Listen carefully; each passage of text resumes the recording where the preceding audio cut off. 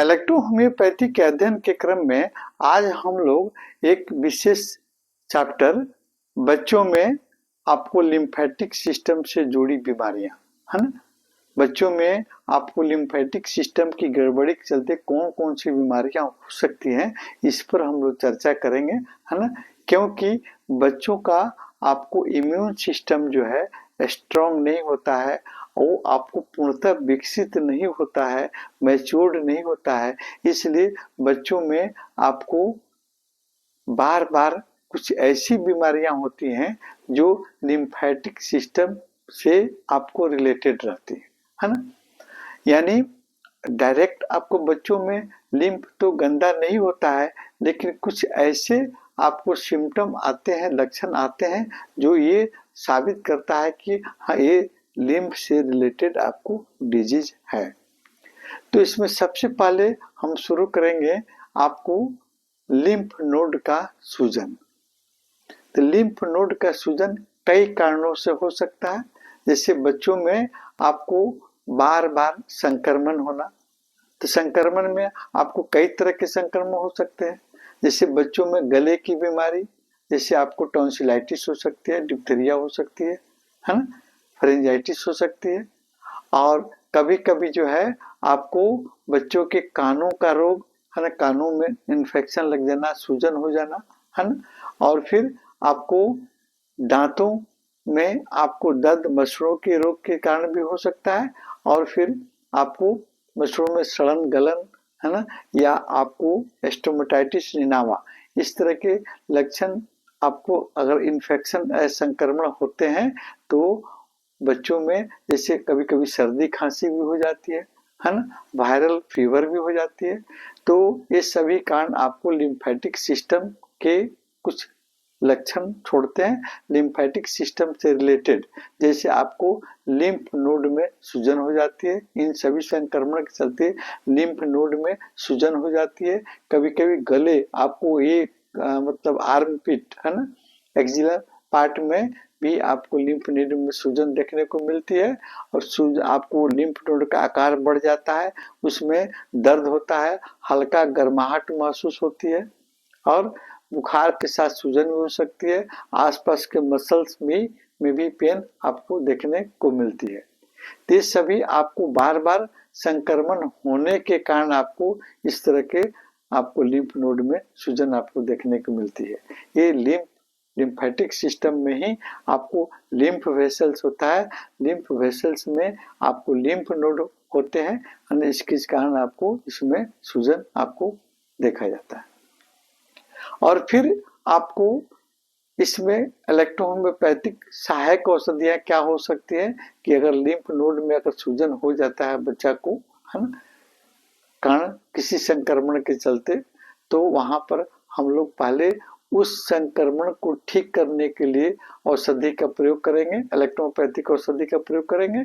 और स्वतः जब वो आपको संक्रमण ठीक होगा तो लिम्फ नोड भी स्वेलिंग उसका समाप्त हो जाती है, या लिम्फ नोड के लिए स्पेशल ट्रीटमेंट भी देते हैं।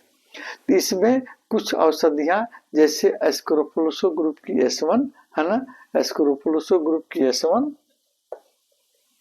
S5, है ना, कैंसरेसो ग्रुप की C1, C5, C13, है ना, पी ग्रुप की औषधि आपको P3, और फिर आपको F ग्रुप की औषधि F1, है ना, और A ग्रुप की औषधि आपको A2, है ना।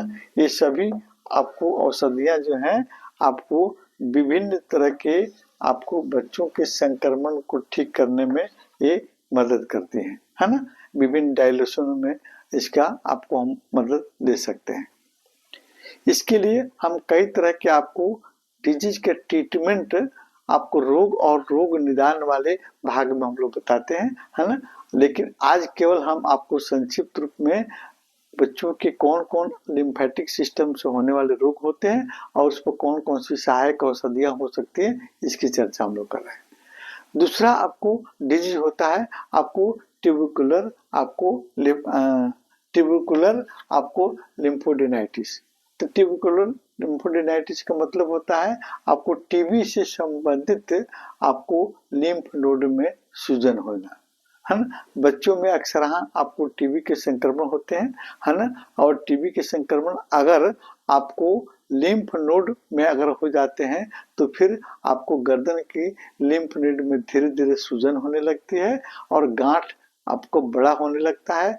गांठ में दर्द नहीं रहती है और फिर आपको कभी कभी दर्द भी देखने को मिलती है और फिर इसमें कठोर रहता है, आपको गांठ कठोर होती है ना, हार्ड दिखती है।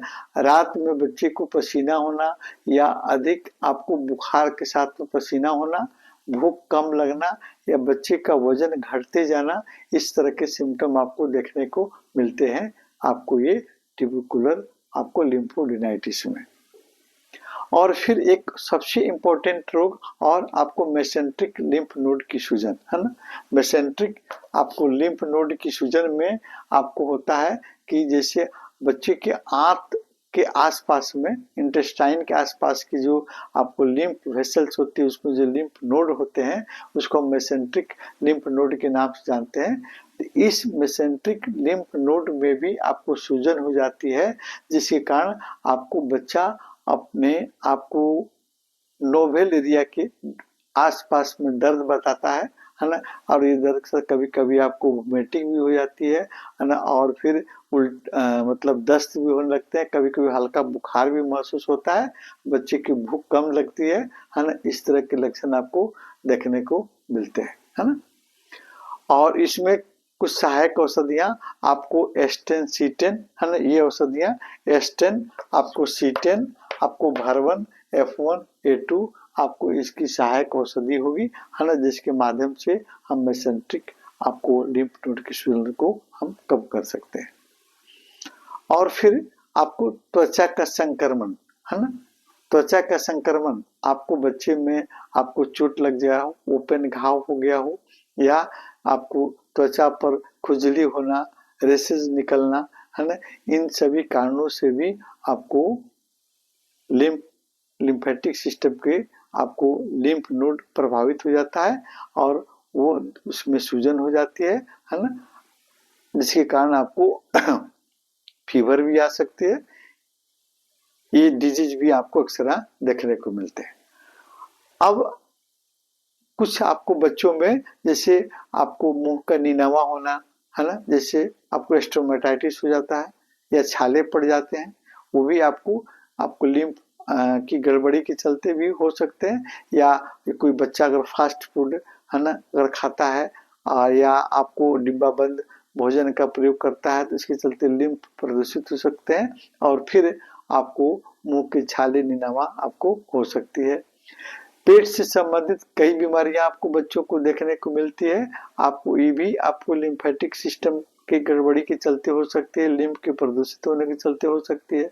जैसे आपको दस्त होना, पेट में दर्द होना, जैसे आपको मेसेंट्रिक आपको लिम्फ नोड के कारण हमने बताया, है ना।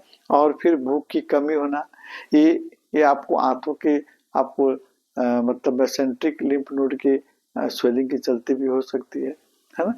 और कभी कभी जो है आपका बच्चों का विकास या आपको मतलब उसकी हाइट और वजन की कमी या बुद्धि भी मंद बुद्धि का होना, ये भी आपको लिम्फ की आपको गड़बड़ी के चलते आपको हो सकती है। कभी कभी एनीमिया भी देखने को मिलता है ना। जब आपका बच्चा का लिम्फ आपको प्रदूषित हो गया तो प्रदूषित होने के चलते आपको उसमें जो पोषक तत्व हैं भोजन के वो सही रूप में सही जगह पर नहीं पहुंच पाते हैं, आंतों द्वारा सही उसका ऑब्जर्वेशन नहीं हो पाता है ना, जिसके कारण आपका बच्चा एनीमिक भी हो सकता है। ये सभी कुछ कारण ये सभी आपको रोग हैं जो आपको लिम्फेटिक सिस्टम के गड़बड़ी के चलते आपको बच्चों में हो सकते हैं। अब हम तो देखेंगे कि कुछ कारण क्या हो सकते हैं। जैसे बच्चा अगर जंक फूड खाता है, डिब्बा बंद खाता है, घर से बाहर का चीज खाता है, तला भुना का प्रयोग करता है या पानी कम पीता है ना, इसके कारण भी जो अपशिष्ट पदार्थ है लिम्फ में मिलते हैं और लिम्फ आपको प्रदूषित होता है और ये सब डिजीज आपको देखने को मिल सकती है। सफाई की कमी भी हो सकती है, जैसे बच्चा अपना हाथ की सफाई नहीं करता है ना, गंदे हाथों से ही खाना खाया, उसके साथ में बाहरी खेलकूद करने गया, बाहरी बैक्टीरिया वायरस आपका हाथों में टच है उसके माध्यम से खाना खाया, बैक्टीरिया वायरस आपको चले गए आपको आंत में, और फिर वहां से आपको फिर लिम्फ में गए और फिर उस लिम्फ को प्रदूषित कर दिया, है ना, इस कारण हो सकता है। यही नहीं, आप कुछ सावधानी रखकर, है ना, इन सभी रोगों से आप बच सकते हैं। जैसे आप बच्चा अगर आपका बार बार अगर इन्फेक्टेड हो रहा है तो फिर आपको ये ध्यान देना है कि किस कारण से इन्फेक्टेड हो गया, क्या उसके लिम्फ नोड में सूजन तो नहीं है ना, या आपको मेसेंट्रिक आपको लिम्फ नोड में सूजन तो नहीं है ना, या ट्यूबिकुलर आपको लिम्फ नोड लिम्फोडेनाइटिस का प्रॉब्लम तो नहीं है ना, इस पर आप बढ़िया से इन्वेस्टिगेशन करेंगे, है ना। बच्चे को स्वच्छ खाना देना, हाथों की सफाई करना, और फिर पानी की मात्रा पर्याप्त होनी चाहिए, बच्चा पानी पर्याप्त होने से पीना चाहिए, पानी शुद्ध होना चाहिए, इस सभी से आप बचाव करके, है ना, इस सब की सुरक्षा देकर आप इन रोगों से बचाव कर सकते हैं।